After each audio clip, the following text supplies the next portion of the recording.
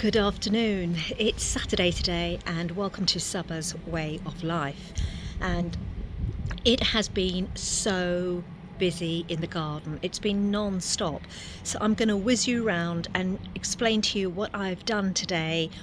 Today's a flower day, tomorrow's another flower day, and I have to get as much done as I can with all the flowers, any more seeds I want to sow, and transplanting the plethora of flowers, both vegetable flowers and flowers, ornamental flowers in the garden. So let me just go through what I've done today, give you a few tips that I remembered earlier, and then I'm starting on round 2 at about 5 o'clock this afternoon with all the transplanting. It's been so hot.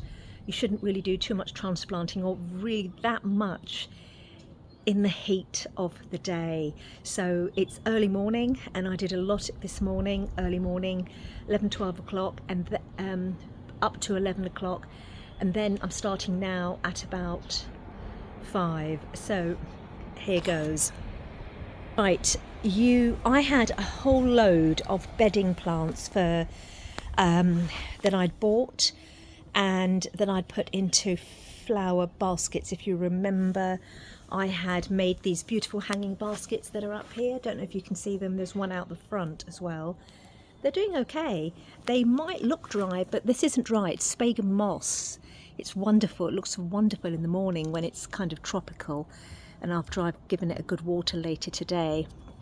Anyway, now, many of you probably know this, but it's always important to water either early in the morning and water well, but preferably in the evening. And why is that? Well, one of the obvious reasons is that the sun is not high in the sky, so it's drying everything out and burning the leaves. But the other most important thing of doing it in the evening is that the earth starts to breathe in the evening, so it's drawing the water down to the roots. And that's why transplanting plants, moving them from one pot to another or from one area to another, should always be done 5, 6, 7 o'clock, when you have put the probability in your favour. Yes, you water the root ball. Yes, you always water the area that you're going to plant it in. I mean, so many people, including myself before, you dig the hole, you water the plant in the pot, you put the plant inside the hole, and then you water afterwards. What you should be doing is digging the hole and watering that hole really well, Then you water the plant, then you pop the plant in, so the roots immediately have a source of water. You don't need to water it after that. You can, but you don't need to. The most important food that plants need is water. And so many people put loads of fertilizer in, and fish blood and bone and chicken manure, and you can do that. There's a time for that. But when you're transplanting, for goodness sake, they just need water. So put water in.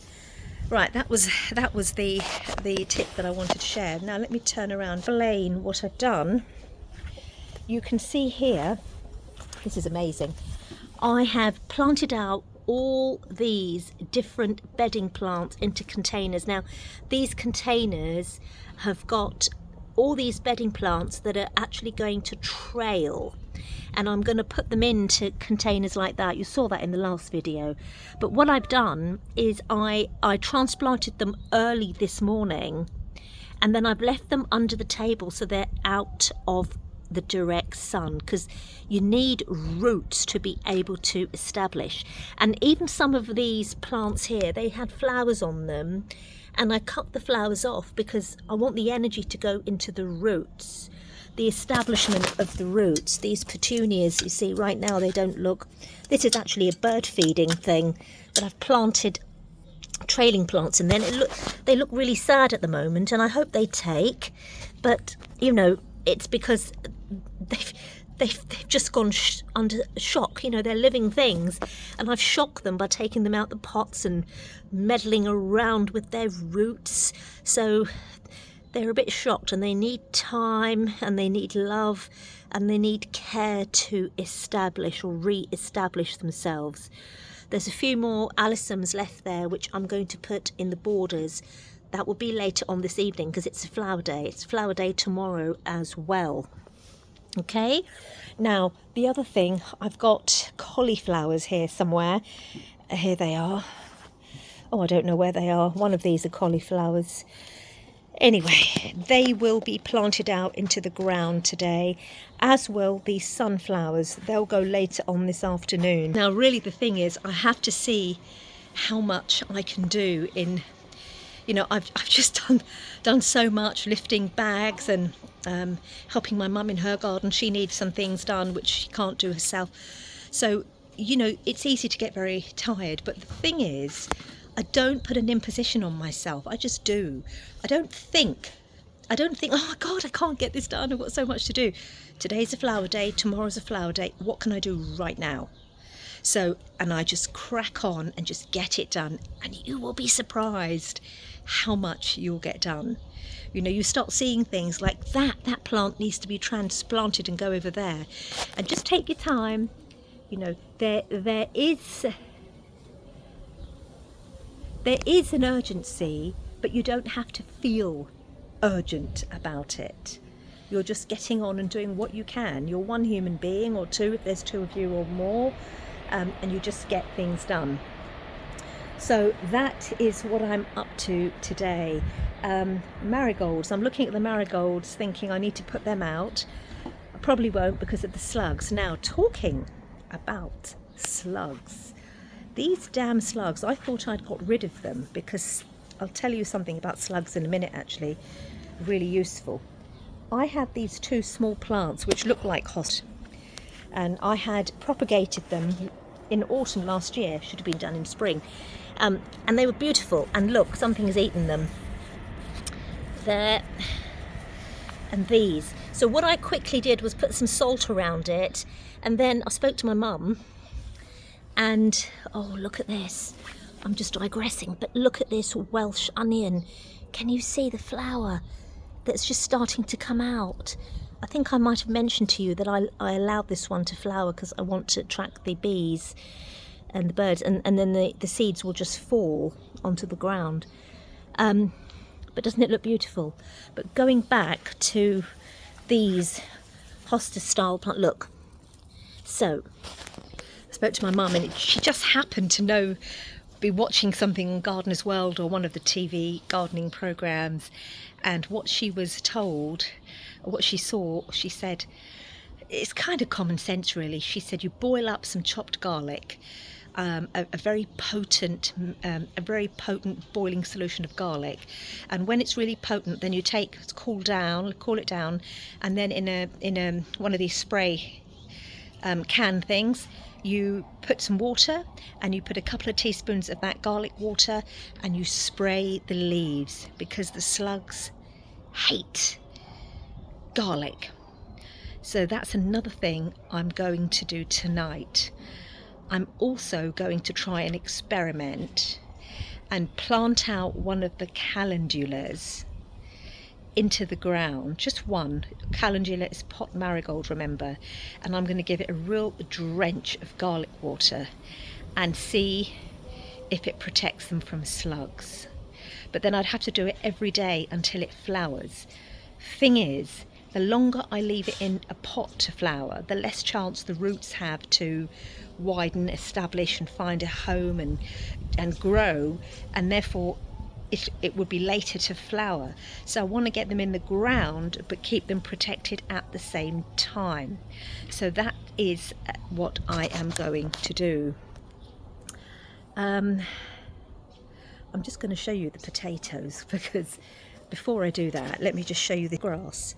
By the way, if you remember, look, I had all these patches and they've pretty much all gone. In fact, I mowed the lawn earlier this week and it's grown. All these big patches here where the paving stones were, it's all grass. You can see new grass is growing there. It's going to be beautiful soon, and even at the back there. But I've already dug this up. I did this 2 days ago. really watered it well, and then got a fork in there and just gently dug it up. And I'm preparing it for when it's a leaf day. And when it's a leaf day, I'm going to sow grass seeds in these 3 paving areas here. So I'm almost there. By the end of May, I want to have everything grassed up, all the grassed up, if you know what I mean. And then it'll just be beautiful, because really by June time, you shouldn't really be sowing anything unless you're succession planting, where you're sowing extra lettuces or things that grow, radishes, things that grow very quickly, that you a lot of the seed packets tell you can succession plant. So I'll only be doing that. Even carrots you can, but I've got so many carrots growing at the moment. I've just planted another lot out 2 days ago. It was a root day, and in a bucket, loads more carrot seeds, but a different variety this time. I have to show you these potatoes. It's crazy. Crazy. Look at them. Look, these are 2 tires high now. And look how they're coming through. Look. And look at the leaves. Don't they look healthy? So we had a root day yesterday and the day before, and I've been layering them up with rotted chicken manure and straw as well. I've mixed both together.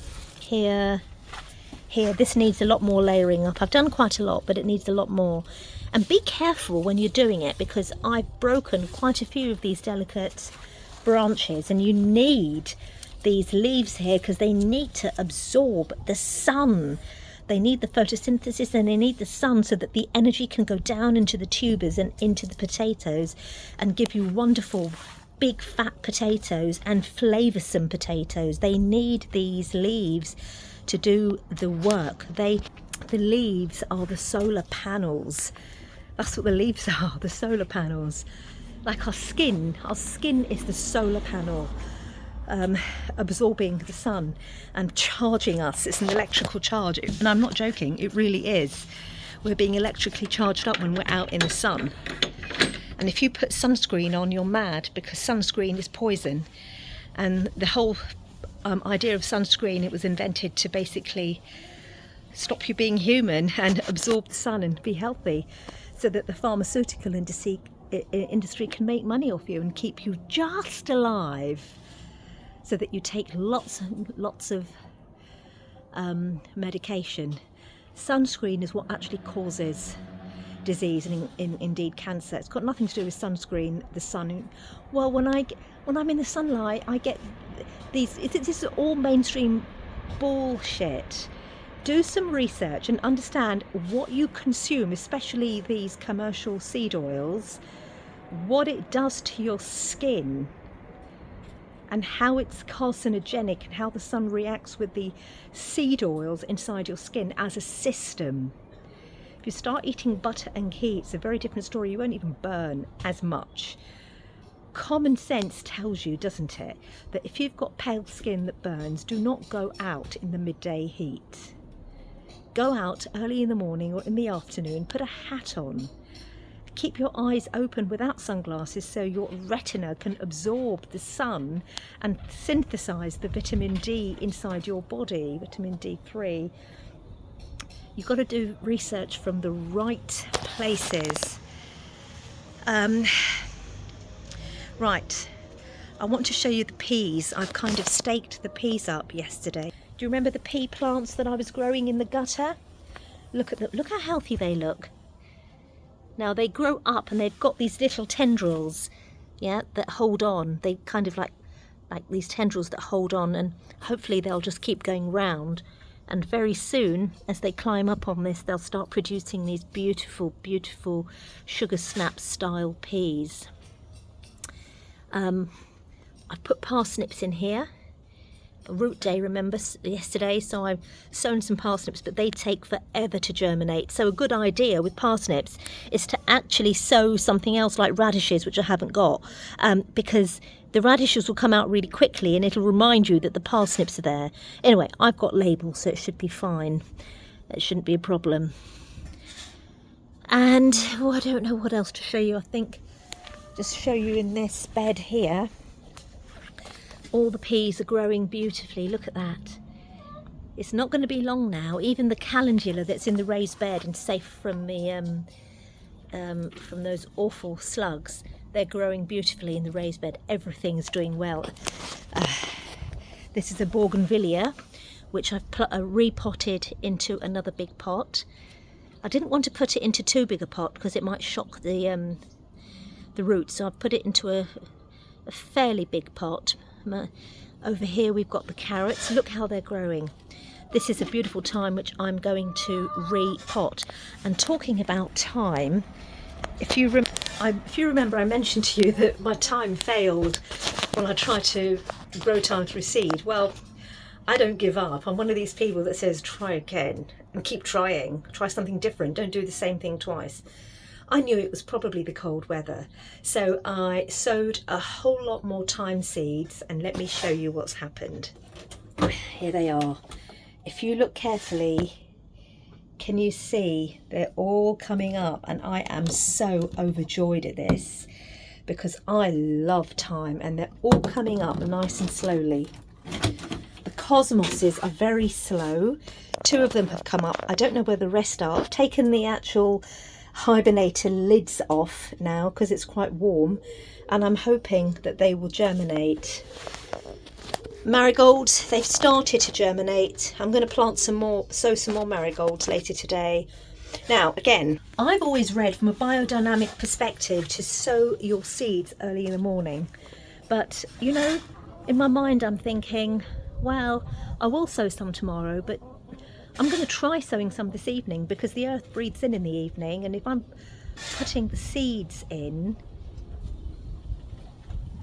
all the energy will go into the seeds and the roots to help them germinate. So I'm going to do that, make a note of it in my diary, and then just see what happens. Now, one other thing I want to share with you is about my Ayyadurai hen. Look, any of you who've got hens, look. Can you see this hen? Can you see what she's doing? She's puffing herself up. Now, ordinarily, when hens puff themselves up, quite often they're not well. She does this 2 or 3 times a year. Look at her tail. Look how she's fanning it. Now, what's happened with her? She's about 2 years old now, 3 years old. And she would, now and again, twice a year, she'd go and sit inside her nest box, which I will show you inside. I'll show you the nest boxes soon. And she would just sit on top of eggs, not necessarily her eggs, sometimes the other hen's eggs, and she wouldn't leave. And I couldn't understand. She'd just sit in there and just sit in there and just sit in there, and she wouldn't come out, she wouldn't eat. I couldn't work out what was wrong with her. And then I spoke to my dad, and my dad said to me, who used to raise hens when he was a little boy in India, they never raised them, they were just walking around on the streets everywhere, but people had their own hens and they let them run around all over the place. And he said to me, oh, she's feeling broody and she wants babies, so she's sitting on the eggs wanting them to be fertilized and have babies, and she's getting depressed. And he said he got very sad. He said, I feel very sorry for these hens because there's no cockerel here. We're interfering with nature, aren't we? They're looking for that companion, and they want to mate so that they can make babies, and those eggs are not fertilized. So he said she's just sitting there and she's waiting for them to hatch, but of course they're not going to because there's no cockerel here to mate with her. So I said, what shall I do? He said he wasn't sure. He said you can just move her, but she's not going to eat and she's going to end up dying. So then I did my own research, and then I realised what I have to do is get her brain out of that state, and I have to give her some shock treatment because I didn't know what else to do. So what I did was that I picked her up and I put her, she didn't like it. She is the Ayyadurai, and Ayyadurais you cannot tame, which is probably why she behaves like that, because the others are bred to lay eggs and become domestic. They're domesticated. She's not domesticated, she's wild, she's a forager. Look at her beak, the shape of her beak. She doesn't like anyone coming near her, any human, or touching her, and I respect that. But this time I picked her up and I quite purposefully put her out into the run with the others, and I shut the nest box area. And I had to do that, and I watched her just puff up and get very angry, and almost as if she was wailing. But I had to shock her, and I did this. Then she'd go in the evening, and in the morning it's the same thing. So I'd shock her, pick her up, put her outside, and I did that for 2 or 3 days. And sure enough, because she's communing with the other hens who are all okay, and she's around their consciousness or their frequency, she soon pulled herself out of it. It's sad, isn't it, that we're taking... I haven't got a cockerel here. I haven't got a cockerel here, which I can't have, because if I had a cockerel at 4 in the morning, I'd have the council here complaining because we've got a bunch of fat, dumb, lazy, domesticated human beings in a kind of, this is not a city, but in an environment where, God forbid, a cockerel is crowing at 4 o'clock in the morning because it's the most natural thing to do. They'd complain because it's waking them up. What a disturbance, what a calamity. Slapping them. They should be grateful and they should get up. Anyway, that's enough of me. Having a little bit of a rant. So for that reason I haven't got a cockerel, because somebody would complain somewhere and it's really not worth it.